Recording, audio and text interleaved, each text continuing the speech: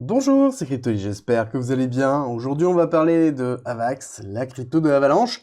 Pourquoi elle est en train de consolider, pourquoi elle va bientôt éclater, et qu'est-ce qui se trame derrière Avalanche, parce qu'on a eu une série de nouvelles qui nous ont dit long sur ce que souhaite faire Avalanche dans les mois qui arrivent, dans l'année qui arrive, voire même dans le cycle suivant. Je vous explique tout maintenant. Et si vous voulez plus de vidéos de ce style-là, c'est simple, likez et abonnez-vous.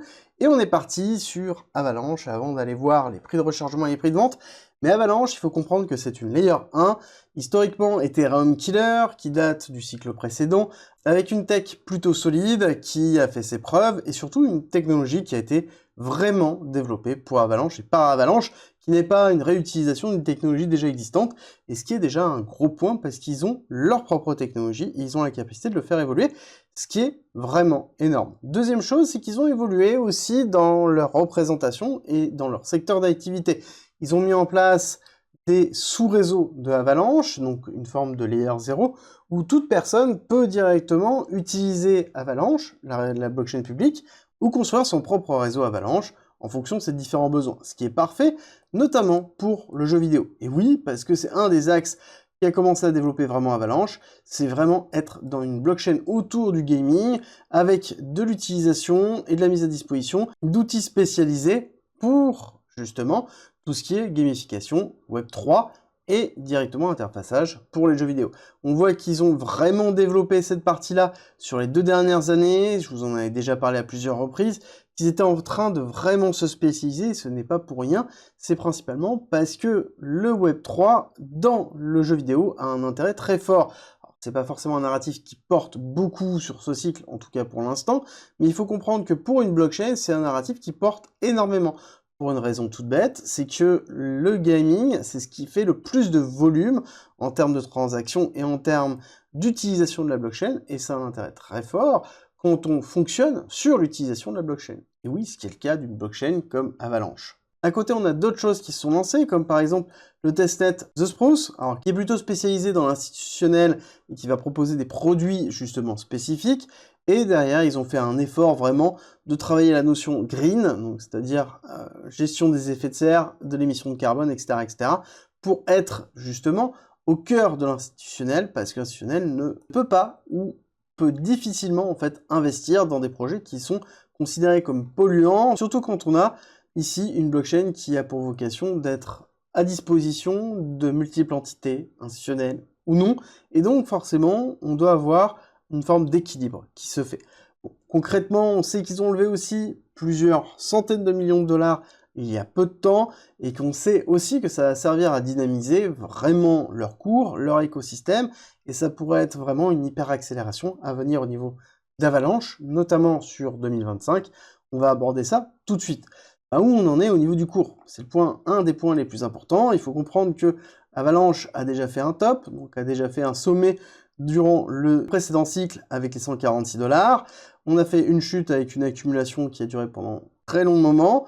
Et ensuite, en 2023, on a fait une première accélération, une consolidation directement dans la zone d'accumulation historique, avant d'avoir ici une première tentative d'accélération qui n'est pas suffisante. On aurait dû casser les 65 $. Ce n'est pas le cas, on est dans les alentours de 46 $ au moment où je tourne la vidéo.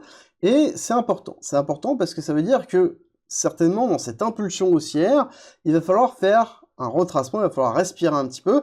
Et on voit que la respiration marche très très bien avec le ratio de Fibonacci sur Avalanche. On voit qu'on est allé retester les 786 de retracement de Fibonacci sur cette accélération ici, d'accord? On est allé retracer, parfait. Donc on peut considérer que ça va être un petit peu la même chose sur le mouvement qu'on est en train de voir ici. Et donc si on se positionne dans cette zone-là, on voit que on a une zone très importante qui est 618 avec les 32 $, donc pour moi qui est plus entre 35 et 30 $, où on va avoir une zone d'achat, de renforcement, qui pourrait être vraiment très intéressant si jamais on arrive dans cette partie-là. Si on arrive dans cette partie-là, ça sous-entend qu'on aura pris de la force pour pouvoir aller justement casser les 65 $, valider le break of structure. Cette validation de break of structure ici permet de pouvoir valider aussi une continuité haussière, parce qu'on est sorti de l'accumulation, on a fait un top, on a maintenu ici le précédent lot en faisant un bas qui est plus haut que le précédent. Maintenant, ce qu'on doit faire, c'est valider avec un top qui est plus haut que le précédent pour vraiment avoir une structure haussière. Quand on aura cette structure haussière, ça sous-entend qu'on va aller chercher les 147 $, donc l'ATH, avec un arrêt dans les 100 $, 100 $ qui est normal pour plusieurs raisons. C'est que, un, c'est le chiffre, 100 $. Deuxièmement, c'est que c'est le top, ici, avant Terra Luna. Pour rappel, beaucoup de personnes sont bloquées au niveau d'Avalanche par rapport à ce top-là, et donc forcément, on va avoir une partie de vente qui va être assez conséquente, donc une forme de respiration au niveau du cours.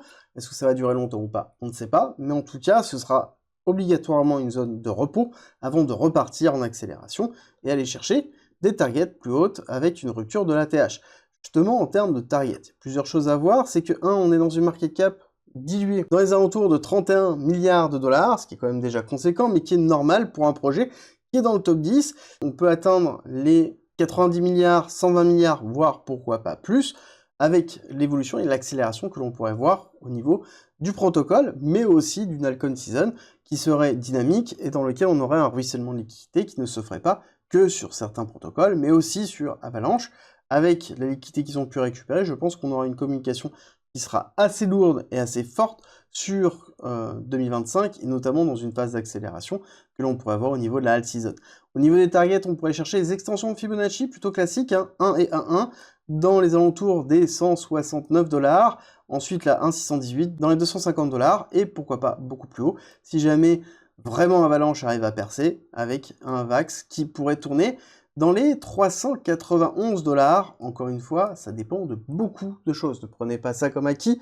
Ça, ce sont des données théoriques par rapport à des éventualités, à des scénarios. Il faut que les scénarios se valident pour pouvoir rentrer dans ces phases-là. Si jamais ça ne se valide pas, on ne rentrera pas dans ces phases-là. On n'ira pas dans ces hyper-accélérations. On a un certain nombre d'obligations pour y rentrer. Et ça, c'est à nous de le valider au fur et à mesure qu'on rentre dans la alt season. Et si jamais vous voulez une stratégie d'achat et de vente pour pouvoir gérer correctement ce bull run, comprendre la psychologie qui va se passer et comment en profiter un maximum, je vous rappelle qu'en commentaire en description, vous avez un guide entier de 40 pages qui vous explique tout de A à Z, de façon à avoir les bases pour pouvoir réussir votre bull run. C'est gratuit et c'est en commentaire en description. Profitez-en et nous, on se retrouve très vite pour une nouvelle vidéo.